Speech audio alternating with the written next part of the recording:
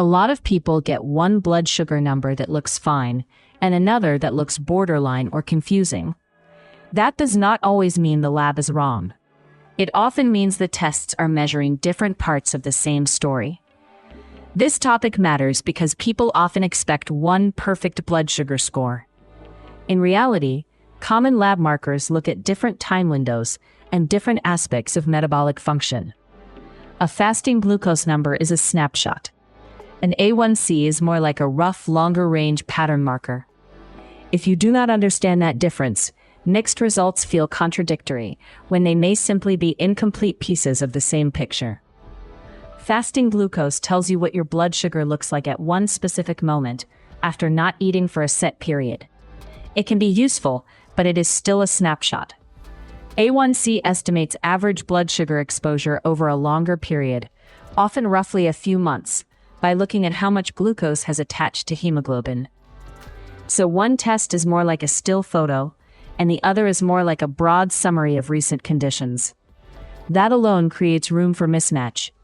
Mismatch can happen in both directions. Someone may have a fasting glucose that looks fairly normal, while A1C has started drifting upward. That can happen if after-meal spikes, broader pattern changes, or repeated higher readings across time are not visible in one fasting snapshot. The reverse can also happen. A fasting number may look elevated because of stress, poor sleep, illness, medication effects, or the dawn phenomenon, while A1C does not yet show the same level of concern. Imagine someone whose fasting glucose comes back only mildly concerning, but their A1C has crept up over several tests. That person might assume the fasting number is the real answer, because it looks less alarming. But if meals are producing bigger swings, if insulin resistance is rising, or if the pattern has been trending upward for months, the A1C may be catching a signal the single fasting lab missed. Another person may have a rough week of sleep, stress, and illness before a lab draw, and get an elevated fasting reading that feels terrifying, even though their broader A1C pattern does not yet show the same degree of change. Both people need context, not panic. One of the biggest mistakes is treating any one number as a moral verdict, or as total proof of what is happening metabolically. Another mistake is trying to self-diagnose from isolated lab screenshots, without looking at trends, symptoms, medication context, body composition changes, family history, and clinician interpretation. Good decisions usually come from pattern recognition, not one emotionally loaded number. If these labs are confusing you, do not stop at the portal screenshot. Bring the pattern into the appointment. Ask what each test is measuring, what trend the clinician sees across time, and whether the next best step is repeat labs, home readings, medication review, or broader metabolic follow-up. The goal is not to win an argument with one lab value.